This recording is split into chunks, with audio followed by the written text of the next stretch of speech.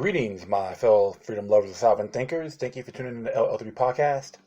My name is Craig, transmitting from the beautiful land of enchantment, and today's date is Tuesday, March 31st, 2020.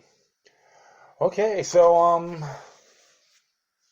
sometimes I get some feedback when I question things, like even with Pastor Bourne. People still believe that this state of emergency supersedes the Declaration of Rights. With that mindset, you just announced your declaration of dependency, licking the boots of tyranny. And like I said before, I'm not going to say COVID-19 is fiction, the virus doesn't exist, because if you hear my shows, and if you see stuff I share on Facebook and Twitter, you understand where I'm coming from. But the main issue is people have to give up some of their freedom for security. They haven't learned what happened in 9/11. They all want to be like a bunch of little peasants going through the body scanners, being patted down like little prisoners so they'll have nothing to hide. Yeah, I have to admit, I got patted down a few times, but I never went through those body scanners. And there are days I like to be real smelly so they can earn their money. Yeah, they got that bailout, they got that corporate bailout as well from that so-called stimulus package, which Donald Trump signed into law. And people still say, he's such a great president. Nope, he chose poorly. And all the clowns that voted for it. That's what they want to do, a voice vote. But you know what? We know a lot of their games, how they play it. And they love to belly up to the banksters. And many folks out here looking for the governors to go have them kiss the floor they walk on.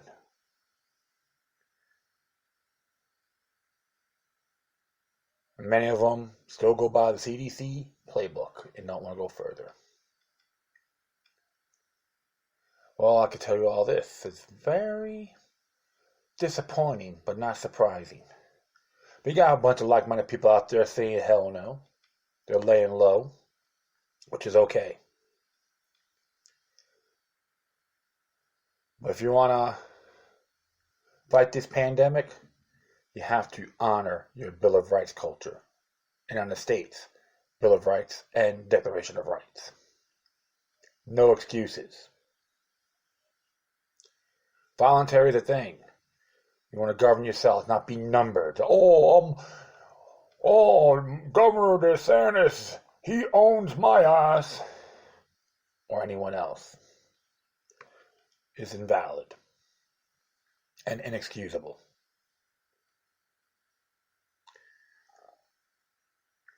Well, I did enough little rant on that. We're going to talk more about COVID-19 on the alternative side. I don't like the mainstream garbage media because they're a bunch of drama queens on parade that will go on their hands and knees and blow their bosses for that paycheck. I say that symbolically. So, without further ado, I'd like to start this off today by the Organic Prepper. I always love Daisy Luther's work, and I encourage people to go to their website, subscribe, get her information, all the stuff I post on here, most of them. I want you guys to look at the other side and more about the COVID-19 dilemma. And that'll be the name of the title. That'll be the title of my show for this one. It says here, it's only a matter of time until COVID-19 lockdowns lead to civil unrest and violent crime. And what Miss Luther has to say. The United States of America is basically closed for business, leaving citizens jobless, broke, and without options. We are facing restrictions on movement, the likes of which our nation has never seen. The stores that are open have never fully restocked after the panic buying of previous weeks, leaving the shelves barren of things like meat, flour, toilet paper, and rice. It's only a matter of time that these issues combine to become the flashpoint that lead to an explosion of civil unrest and violent crime. The financial situation. Unemployment skyrocketed with 3.3 million claims last week, and the Fed estimates that the number climbed to a whooping 47 million. due to the virus. Just to let you folks know, capitalism or open free market did not make this happen. Okay? So get your facts straight and don't throw that one-dimensional rhetoric towards me, because I'll flush it right down the toilet or use to wipe my rear end of it as toilet paper. Okay? Many of these jobs may not come back after COVID-19 has run its course through the nation. Businesses, small and large, are going to be defaulting on their April rent payments, and many simply won't be able to catch up later. So far, a lot of people in the area where I'm staying seem to be treating this break of business like a surprise staycation. It's nice to see families out walking together, playing games, and spending time with their people they love. But this happiness may be short-lived. Despite generous government mandate disaster pay, unemployment, the stimulus checks, the money may not arrive in time for former employees, self-employed people, and gig workers to pay their personal bills. And when the money does arrive, for many folks, it isn't going to be the same amount they were earning before the shutdowns. Most people don't have emergency funds, so things will die in short order. Of course, this affects landlord, mortgage companies, utility companies, retail businesses. The list goes on and on. The supply situation. A lot of people are blaming hoarders and preppers for the shortages seen in stores. Of course, it's nonsense to blame preppers because we've been buying our things over a course of years. And honestly, it was not only panic buyers causing problems. Wouldn't the stores be replenished by now? After all, the people have hardly been able to shop for 2 weeks in many states due to social distancing measures. Let me get a shot of coffee here.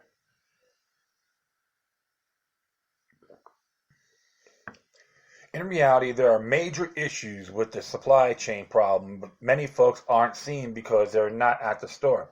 Distribution systems are breaking down. At a source at a Walmart superstore recently confided that the trucks were only delivering a fraction of items needed to restock shelves. Imports aren't arriving in California ports, at least not anywhere close to the degree they were before. And because more people are eating at home than ever before, the demand on grocery stores has increased dramatically. This also comes at time after farmers have been driven out of business by the trade war. We have actual shortages here, and it isn't due to the panic buying. They only expose the dangers of the just-in-time delivery philosophy used by retailers.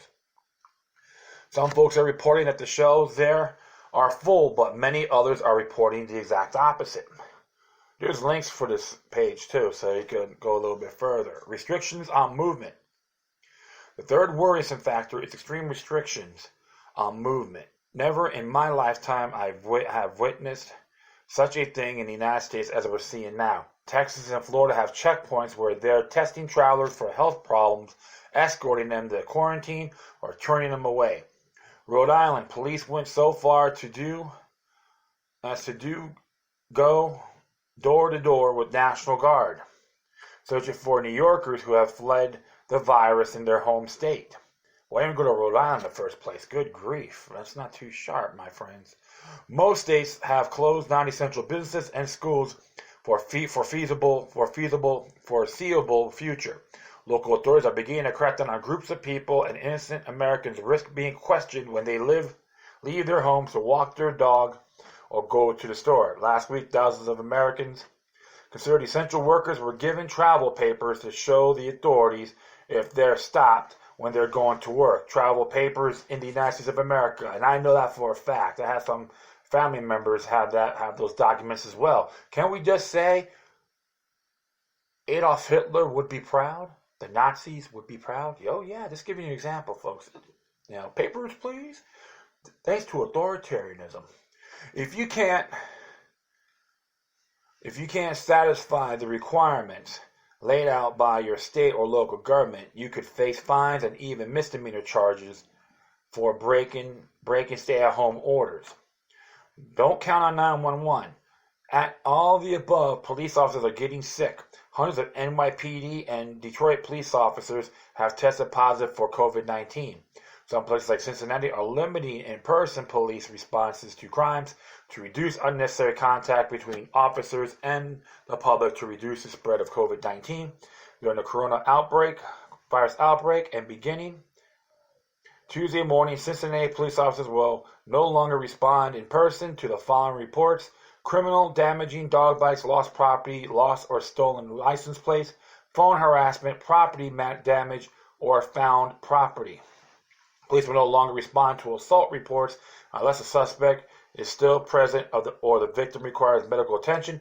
Breaking and entering reports unless suspect is still present. Menacing reports unless suspect is expected or threatened to return or is part of the elements of domestic violence or theft reports where there is no possibility of immediate apprehension.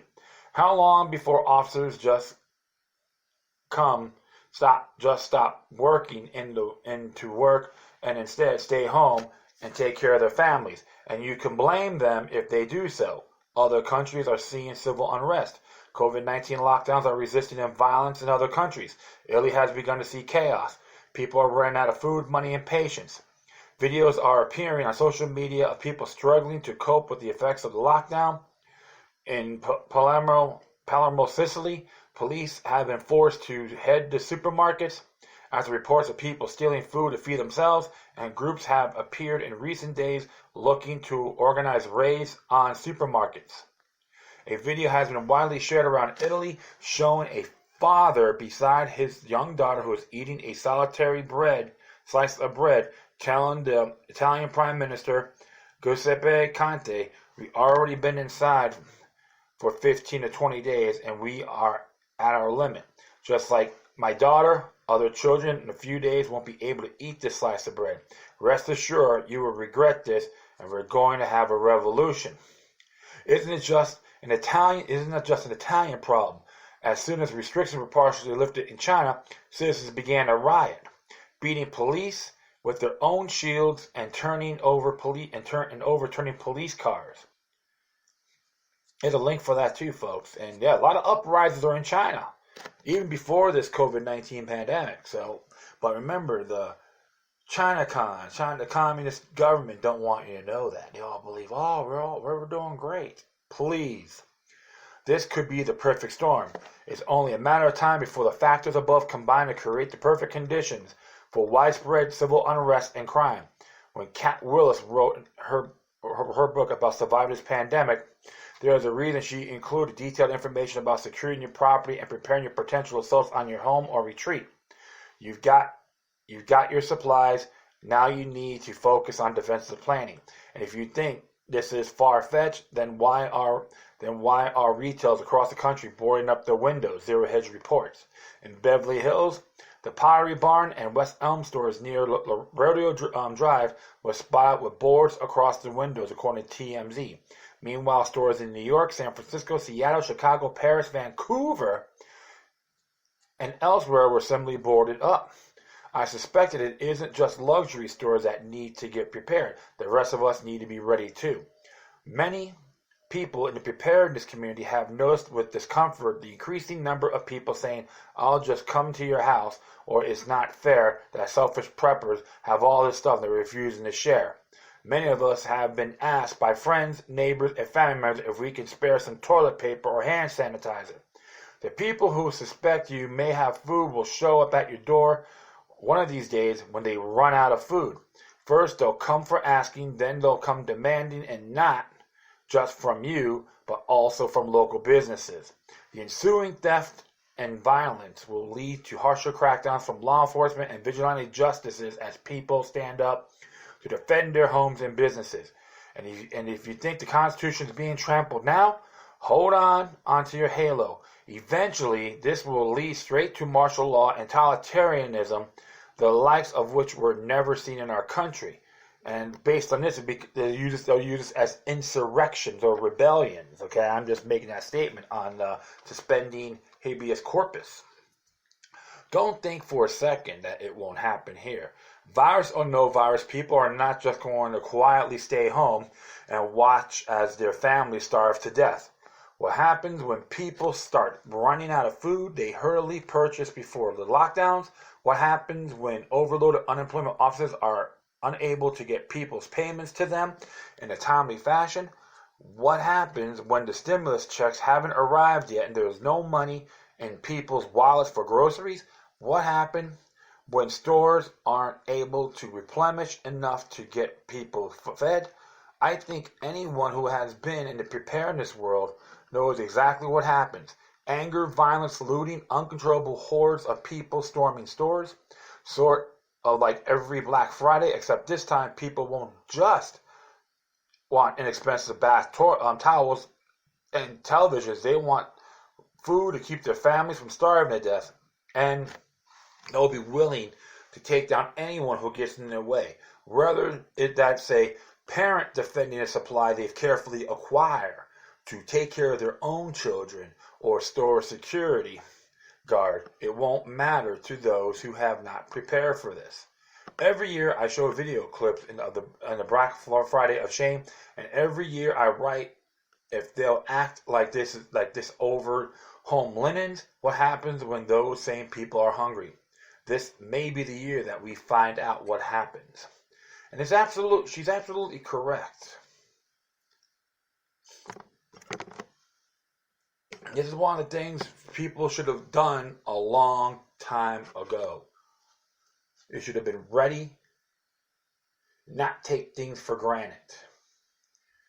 And you got many of them out there believe their world should revolve around them. We're going to have the prima donnas, but they never thought, what if?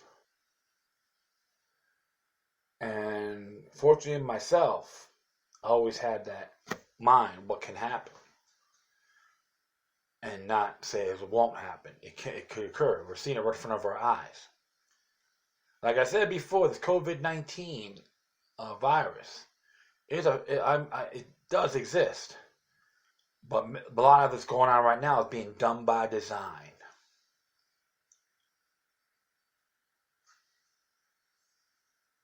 And this is why, folks, even with the police, technically, they're not obligated to protect an individual under Sovereign Immunity Tort Liability Acts. That's from multiple states and territories, even in Canada. Different language, but technically they're very identical. So don't fall for that. You still got the clowns out there that still want tougher gun laws. All these synthetic movements.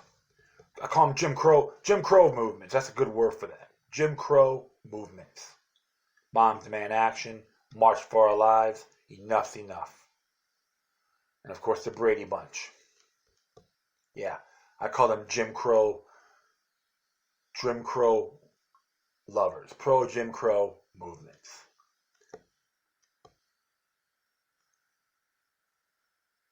And to be honest, even the small towns and neighbors, they should learn to stick together, even to your store owners. Bartering could be the next thing. Sound money should be the thing people should look at. Because what they want to do is create a global technocratic society. And this would be their excuses. Don't fall for it. Because it could burn you when you least expect it. Alright, that's what Bob Livingston has to say. It came out today or yesterday, I'm not so sure. The coronavirus excuse is what Mr. Livingston has to say. Almost everyone believes that they see things as they are. Almost no one does. Our perception of reality rules our lives no matter what they think. Propagandists know the very high manipulative value of people's expectations based on their perception of reality. The American people are being manipulated into the serfdom and semantic trickery. Word twisting and semantic trickery are used around the clock and manipulate the population's perception of reality. Public perception is channeled whenever the political establishment wants it to go. So the difference in people is the way they think. Our individual perception of reality controls our thought processes. Our thought processes control our lives. Word manipulation and semantic trickery controls our thoughts and our total being. The mainstream media giving you a daily barrage of numbers of people infected with the coronavirus. Virus cases, we are told, are rising exponentially. The mainstream media tells you that there's more every day and something must be done. Or as recent Fox News graphic stated, surge in coronavirus. They might as well tell you water is wet. The surge numbers are just as informative. Just over 2 weeks, hardly anyone was being tested. This doesn't mean there weren't any sick people. It just means the sick people had not been linked to corona. Then testing started ramping up. It got more robust every day. Now tens of thousands of people are tested daily. All right. Of course, the number of identified cases is surging. I call this sort of propaganda reporting fear porn. It's designed to drive ratings and scare you out of your britches. It's government propaganda make you clamor for government intervention on behalf to save you, of which the courts means you'll be required to surrender your liberties. And people are talking about that on Facebook and on Twitter, the mainstream social media sites. In Germany, on February 23rd, 1933, after the burning of the Reichstag, Hitler issued an emergency declaration that stated restrictions on personal liberties, on the right of free expression of opinion, including freedom of the press, on the right of assembly and association, and violations of the privacy of postal, telegraph, and telephonic communications, and warrants for house searches, orders for confiscation, as well as restrictions on property are also permissible beyond the legal limits otherwise prescribed. There followed a roundup of dissenters who were imprisoned and murdered. Coronavirus has become an American government's Reichstag fire. In order to flatten the curve of Chinese flu, we must take extraordinary measures of trashing our economy and locking down our cities. Overnight, more than 3 million Americans were forced off their payrolls. Businesses are being shuttered that will never open again. Never mind, though, President Trump and Congress have ridden to the rescue. They passed a spending bill filled with lots of pork and leftist dreams that will give each American a couple of $1,000 and the banksters and globalist megacorporations billions. That's a fact, folks. That is a fact. You blame your Congress as well if you're going to go after the president only. Don't be a one-dimensional sap. Plain and simple. Congress weasels and Trump think that will somehow tide Americans over the 3 weeks or 3 months or however long the medical men with their computer programs generating model bases on incomplete and or fabricated data tell us all. Following the lead of medical men and passing around the gloom and doom, numbers being spat out of government computers, governors, county commissions, and city governments are exercising Orwellian powers, forcing the people to close and threatening to cut off utilities and revocation of business licenses for non-compliance.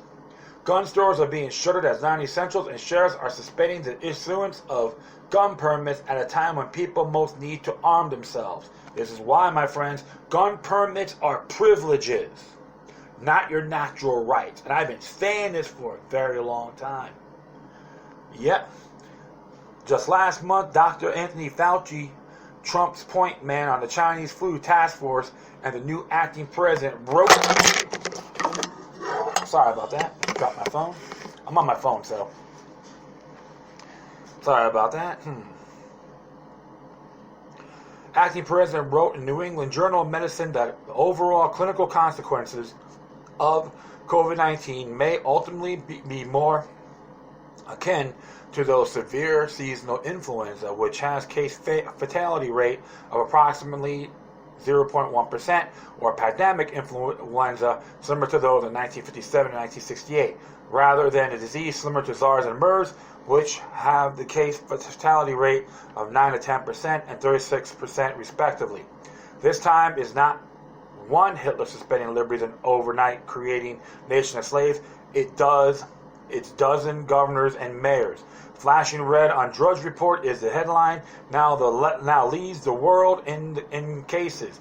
Never mind that it's dubious claim at best, given it requires taking the word of the Chick-Com at face value, a regime that as late as January was telling the World Health Organization that there was no human-to-human coronavirus transmission.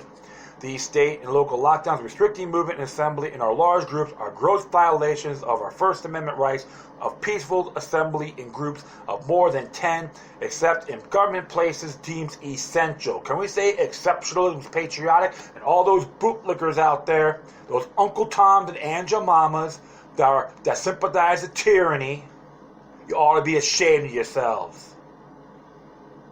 And these are the ones that I know. The level of moral rot in our country is telling in the fact that marijuana dispensaries, tobacco shops, and bars are deemed essential, but church assemblies are not. Surprisingly, most Christians have just accused it without a whimper. I've heard justification used that we knew a terrorist would attack the church, we wouldn't go. Consider coronavirus like a terrorist. Another is that government is just singling out churches. There is no religious persecution going on.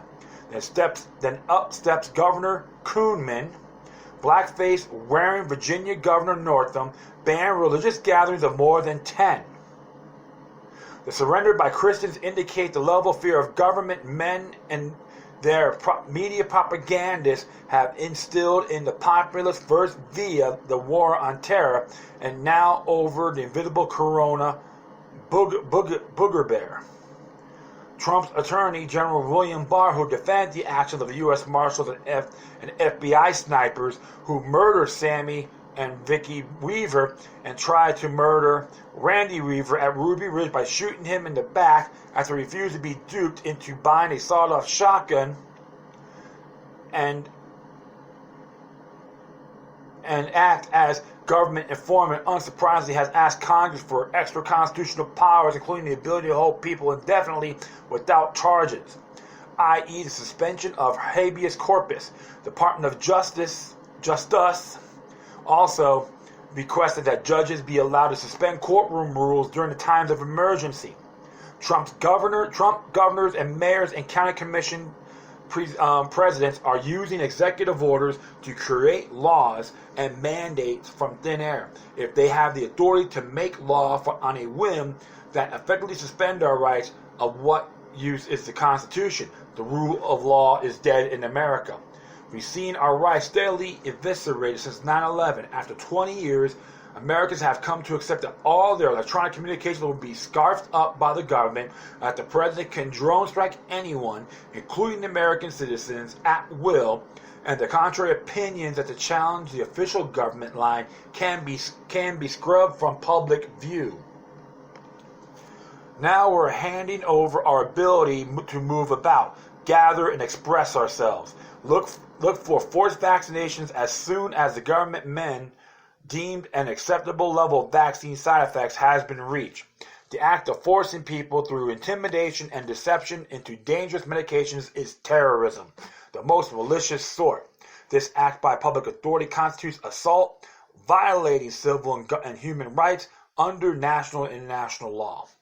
We've been warning our readers for years that this is where we are headed. The time is now very late to retain or regain our liberties. Maybe too late. Well, I say this, folks. All your rights are natural born. All you gotta do is do a little reading.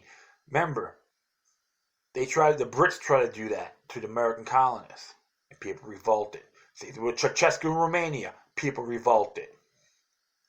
Yeah, your rights are natural born, but I understand what they're saying, because the political bobbleheads, the treasonous scumbags that makes Benedict Arnold a patriot, want this a reality. They are masturbating of the tyrannical war gods to be completely done.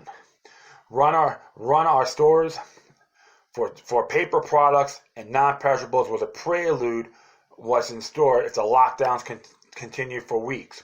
People will do anything they feel is necessary when they or their families are starving.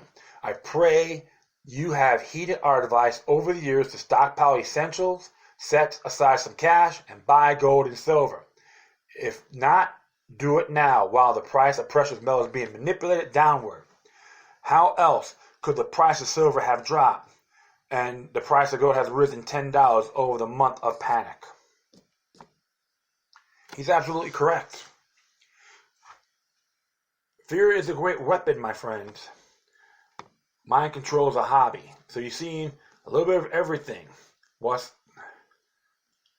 is happening. And it's very condemning. This is why your rights, natural born rights, are inalienable. The hell what they say. Remember, they're nothing in that position. They're still nothing. Just useless eaters. They're the useless ones, not the beautiful people here. Not just the United States, but worldwide. So I'm going to hit this next one here. Came out yesterday from the American Spectator. Coronavirus, we should follow Sweden's example. The Swedes refuse to overreact to COVID-19 pandemic. This is by Dave Cameron. For years, progressives have told us that the United States should adopt a healthcare system similar to that of Sweden. At present, the most celebrated advocate of this approach is Senator Bernie Sanders. Feel the hype, right? Oddly, he has been silent about the Swedish approach to the COVID-19 pandemic. You know why? Because the man's a hypocrite, an opposer. I'm sorry, but that's the damn truth. All you Sanders worshippers, prove me wrong if you dare. Unlike most of their EU counterparts, Sweden's government officials have refused to overreact. Other than closing high schools and colleges, they haven't imposed the kind of draconian measures that most European countries have adopted. Sweden's borders remain open, as do its preschool, grade schools, and restaurants. Even the sky slopes are still open. In other words, life in Sweden continually essentially unchanged. Why hasn't Sanders recommended that the United States emulate Sweden's approach to the pandemic? Because he sucks. There is a small but growing cadre of serious epidemiologists that might endorse that position. They aren't in denial about the seriousness of COVID-19 epidemic, yet they are dubious about the assumptions upon which government officials, particularly at the city and local level, have based their extreme countermeasures. Our officials, according to these pandemic skeptics, shut down schools, restaurants, and businesses based on woefully incomplete data. How incomplete? Stanford epidemiologist John Oindenis answered, hopefully I pronounced his name correctly, answered that question in no uncertain terms 2 weeks ago. Here's what he has to say. The data collected so far and how many people are infected and how the epidemic is evolving are utterly unreliable. Given the limiting tests to date, some deaths are probably the vast majority of infections due to COVID-19 are being missed. We don't know if we are failing to capture infections by a factor or 3 or 300. 3 months after the outbreak emerged, most countries, including the United States, a lack of ability to test a large number of people, and had no countries have reliable data on prevalence of the virus. In a representative random, a sample of the general population. Interesting there. So continue on here.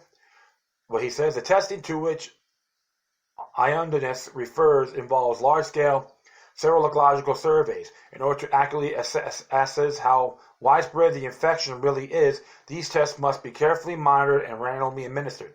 The latter feature is essential in order to ensure that the restaurant data are truly representative of the population. Selection bias is so pervasive in the statistics now available that Ioannidis has correctly labeled them an evidence fiasco. He goes on thus report case fatality rates like the official 3.4% rate from the World Health Organization cause honor, horror, and are meaningless. Yet, this is information reported in the media used by government officials to wreck our economy. Swedish state epidemiologist Anders Tegnell seems to grasp the reality that Adonis is getting at, unlike most of his counterparts in neighboring countries. The fatality rate used by the World Health Organization is arrived at by dividing numbers of deaths caused by COVID-19 by the number of confirmed cases. As of 6:15 p.m. Sunday, confirmed cases worldwide stood at 719,414 and deaths stood at 33,901. It may change later. So this came out yesterday. Dividing the latter by the former produces a 4.7% death rate. The death rate is, however, too high by many orders of magnitude because of the denominator, 719,414, only accounts for confirmed cases. Aaron Ben David and Jay Bhattacharya, I hope I got that name correct too, on Stanford Center for Population Health Science explains, fear of COVID-19 is based on its high estimate cases fatality rate. 2 to 4% of people with confirmed COVID-19 have died, according to the World Health Organization and others. So if 100 million Americans ultimately get the disease, 2 million to 4 million could die. We believe that estimates is deeply flawed. The true fatality rate is the portion of those infected who died, not the deaths from identified positive cases. If the number of actual infections is much larger than the number of cases, orders of magnitude larger, then the true fatality rate is much lower as well. The only way to arrive at a reliable infection figure is by conducting the serological surveys noted above. The tests required to conduct these surveys will not merely need to detect active infections. However, they will have to detect antibodies remaining in the systems of people who have been affected in the past, perhaps without knowing it, and recovered. Deborah Burks, response coordinator for the White House Coronavirus Task Force, said last week that the Food and Drug Administration is already evaluating several serologic tests in hopes to approve at least one within a few weeks. Managing the logistics of conducting the surveys and ensuring that they are statistically valid will be a daunting task. Meanwhile, Sweden is developing herd immunity by refusing to panic. Its population is about 10.2 million, and its first coronavirus case was confirmed on January 30th. Since then, Sweden's number of coronavirus deaths has totaled 110 to 3,700 confirmed cases. During the interim, due to its refusal to impose a lockdown, its actual COVID-19 infections have probably exceeded confirmed cases by several orders of magnitude. This does not have, however, mean Sweden's health officials have failed to encourage common sense measures like hand washing, social distancing, etc. The New York Times quote Tegnell as follows: "We are trying to slow the spread enough so that we can deal with patients coming in." But where is Bernie Sanders? Why isn't praising the Swedish response to the COVID-19 pandemic? Perhaps it's because the country's officials have approached the pandemic way that maximizes individual choice, which he's against anyway. He wants to conscript things on us. That's how pathetic this man is. He's just another clown. As Tegnell puts it, that's the way we work in Sweden. Our whole system for communicable disease control is based on voluntary action. And there is the rub. Bernie Sanders is a statist. Damn right. The Swedes have been there and done that. They prefer liberty. Maybe we should try that once again in the United States. Absolutely. This is why I'm just tired of these pathetic, statist sympathizing Uncle Toms and Aunt Jemimas. That's how I see it. It's fine. I developed a lot of friendships because of that. Even when I was a kid, they tried to tell me how to think. I just tell them to stick it. It's been devalued. Now they want to come, oh, we need help, Craig. I say, you know what? You should have listened. You can't even wipe your own rear end because you're telling me how to think. It doesn't work. That's like guys like clown like Bernie Sanders is. It doesn't matter if they're Democrat, Republican. Many of them that support this stimulus package, that support these tyrannical things. And I'm not going. Some may call it medical martial law, but it's getting more aggressive. That's the problem. They don't trust you. They want us to trust them, and that's very treacherous. Like I said before, this virus is dangerous. I'm not gonna debate on that. But what they're doing as a solution It should be our decision, not theirs. We don't have to comply. We'll do one more here. This came out yesterday as well. This is by Mises.org. And this came out yesterday. It says here, what would Rothbard say about the COVID-19 panic? Philip Vegas has to say this. Vegas. Murray Newton Rothbard died on January 7, 1995. What would Mr. Libertarian say today about the government's measures against corona epidemic? Sorry about that. Just enjoying my coffee. As a response to the epidemic, Western governments have infringed upon private property rights to an unprecedented degree in peace times. They have expurgated and confiscated medical equipment and material. They have taken control of private health companies and hospitals. They have decreed the forced closure of private businesses such as private kindergartens, schools, universities, or retail stores. They have even ordered the closure of private parks and gardens. Moreover, they have severely restricted the freedom of movement. What can be said about these measures from a libertarian point of view? Can they be justified? Regarding the freedom of movement, it could be argued that most streets are government property, and that the government has a right to restrict freedom of movement on its streets in order to protect the health of its citizens. Indeed, the public ownership of streets is a problem from a libertarian perspective. Streets should be private. If streets were private, the owners would decide who can use them and under what conditions. As Rothbard puts it in Ethics of Liberty, it came out in 1982. This is what it says here. In a libertarian society, streets would be privately owned. The entire conflict could be resolved without violating anyone's property rights. For then, the owners of the streets would have the right to decide who shall access to the streets, and they could then keep out undesirables. In our case, people suspected of being infected with viruses if they so wish. In other words, in a libertarian world, private street owners would decide which streets will remain open, to whom, and under what conditions.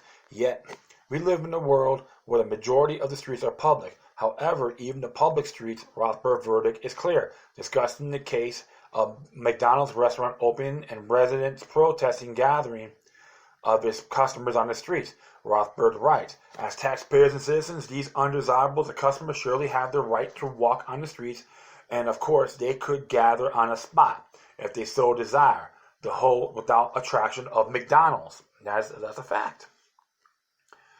In Rothbard's view, citizens and taxpayers have the right to use public streets. Governments are not justified in restricting movement on their streets because the street is not even just property of the state. And this is what he says here in his book. As a criminal organization with all of its income and assets derived from a crime of taxation, the state cannot possess any just property. In short, the state has no right to determine who can use public streets and who cannot. A curfew is a blatant violation of private property rights, and cannot be justified. In a libertarian world with private streets and private businesses, the owner imposed the rules. In the case of an epidemic, they may close their property completely to the public, or they could invite people conditionally to their property. For instance, they could limit the number of people who can access it. They could require a test before entering the property, or declare that entering is at their own risk. They could impose certain conditions, such as age restriction of wearing of masks and gloves. Let us discuss other restrictions that have been implemented in the wake of COVID-19 and epidemic, such as required closing of bars, hotels, and other shops. Politicians' argument in favor of the closures is the following out. Solidarity with the rest of the population, especially with the elderly people, should bring the rate of infection down, because otherwise many people will die due to limited capacities of the public health systems and the lack of provision for such an epidemic. People staying at home, confined to their houses, would save lives. They would thereby help others, as people cannot be expected to help others and stay at home voluntarily. The state has the right to enforce the confinement that saves lives. Now, the essential ethical question is the following. Is anyone allowed to use violence in order to ensure that people will help their fellow men?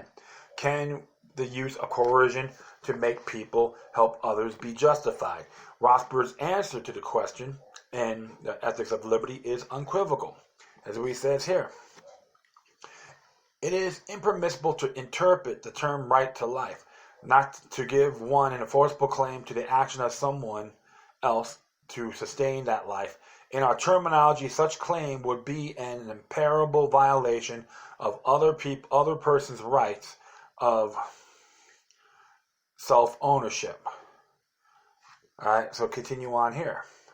Now that Rothbard and libertarians are in general the concept of rights is purely negative. The rights protect the radius of a person's actions that no one else can interfere when using aggressive violence. Property rights demonstrate the idea which is an individual can act freely. Rothbard continues, no man can therefore have a right to compel someone to do a positive act. For this, in that case, the compulsion violates the rights of person or property of the individual be coerced. As a corollary, this means that in the free society, no man may be saddled with the legal obligation to do anything for another, since that would invade the former rights, and the only obligation no man has to another is to respect the other man's rights.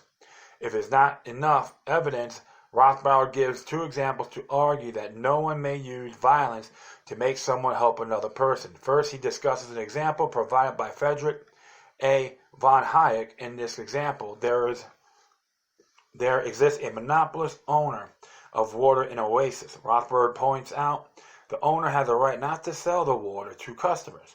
The owner is within the right of reserving water for himself and cannot be forced to help thirsty people by selling the water. The situation may be well unfortunate for customers, as many situations in life, but supplier of a particularly scarce and vital service is hardly being coercive,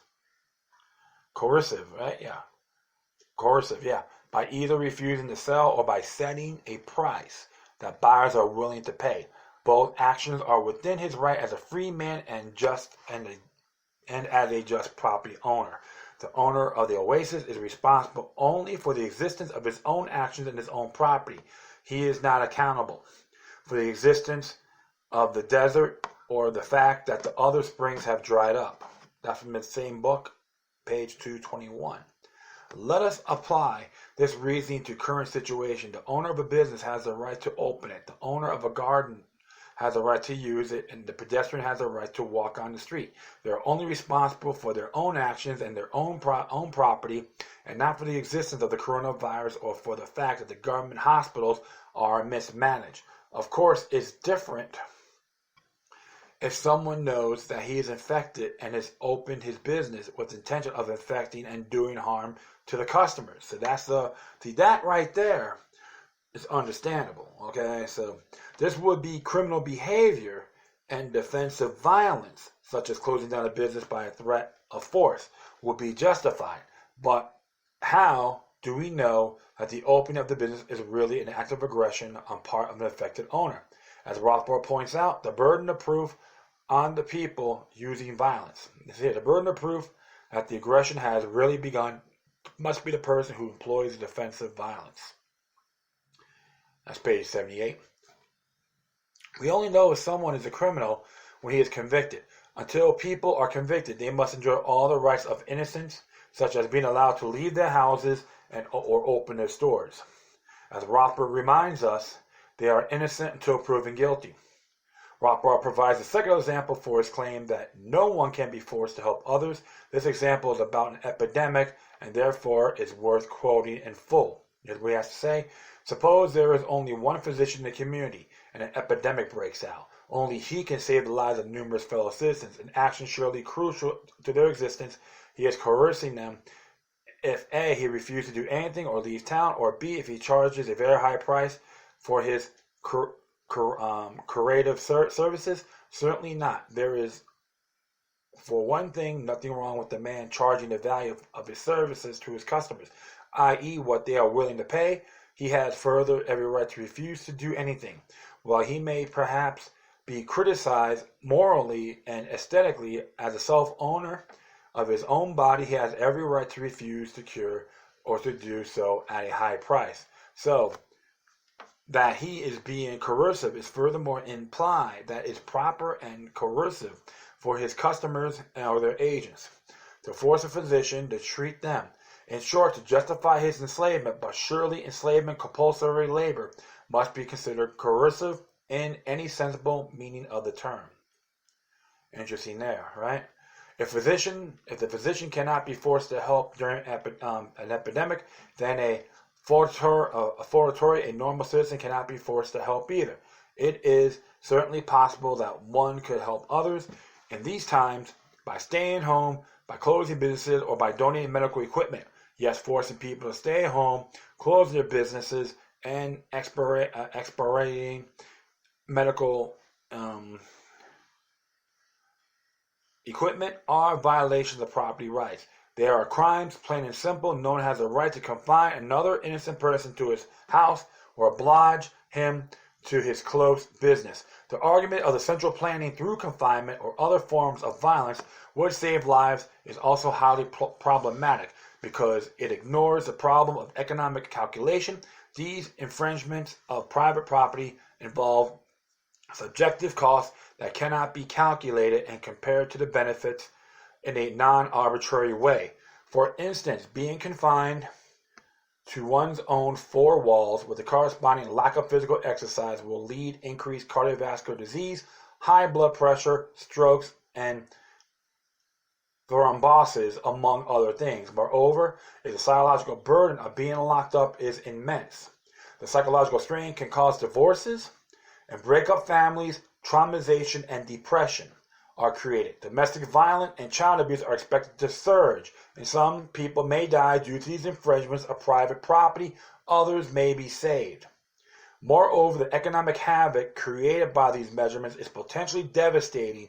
It is true that there would have been an economic crisis anyway due to distortions created by monetary policy. Yes, the Federal Reserve.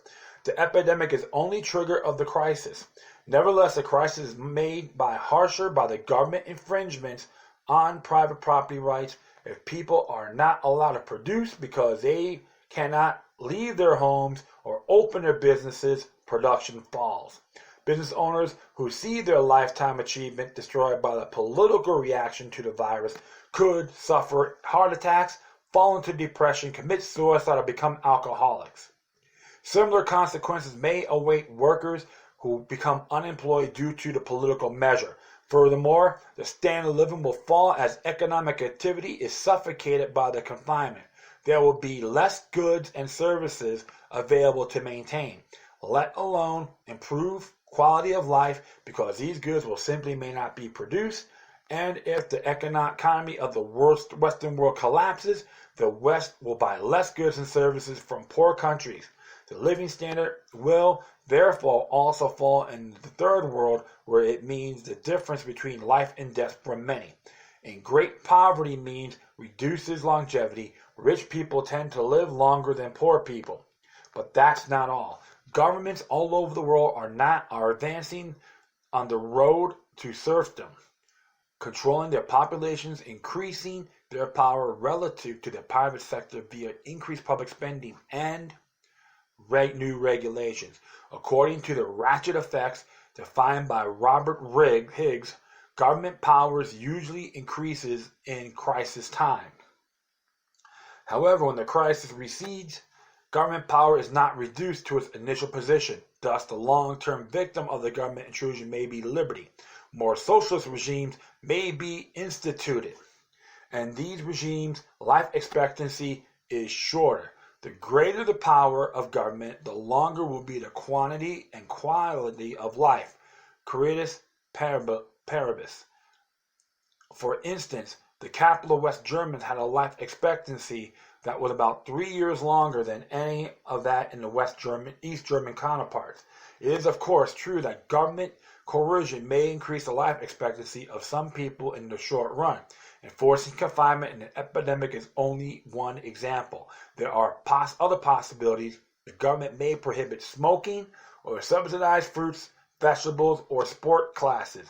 It may use tax revenue to improve medical treatment of the population, thereby increasing life expectancy. Yet how much artificially increasing of public health is enough? For instance, how much of GDP should be spent on healthcare. 5%, 10%, 50%, 9% of GDP.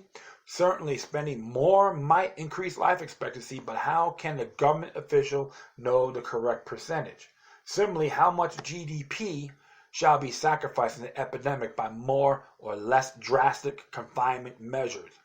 Shall 5%, 10%, 50%, or 9% of productive activity stop in order to slow down the propagation of the virus? There is no non-arbitrary way for a central planner to decide these matters.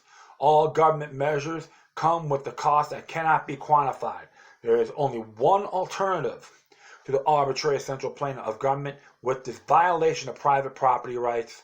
This alternative is the libertarianism, the alternative that Murray Rothbard always staunchly defended, the voluntary decisions of private property owners.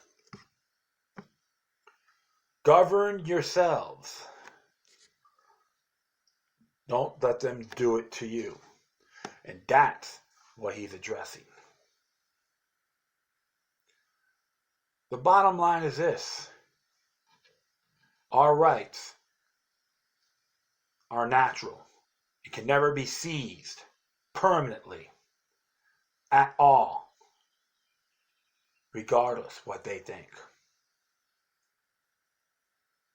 Yes, like I said before, stay vigilant on your health. Superfoods, exercise, all that. If you're heavily boozing, quit. If you smoke, get those toxics out of your system. We all have our habits, don't get me wrong, but you're better off minimizing it or cleanse it completely. Because here's the thing, like I said before, without us, they are nothing. And that's the damn truth. They can't say anything about it. Because deep down inside, like-minded people like myself, Murray Rothbard, and others know we're right. Well, it's almost an hour here. No intent, but I thank everyone for listening. Plus, feel free to download and share throughout social media networks. If you have any questions, comments, or something that's interesting you want to check out, whatever you do, please feel free on sending your correspondences with Decorum. In addition, I'll leave all the footnotes on my speaker pages episode. Once again, thank you for your time. Plus, always remember that the demoniac resistance is healthy for the soul and can liberate humanity. Until next time, take care of yourselves. Keep on spreading the love, and may your guardian spirits be with you.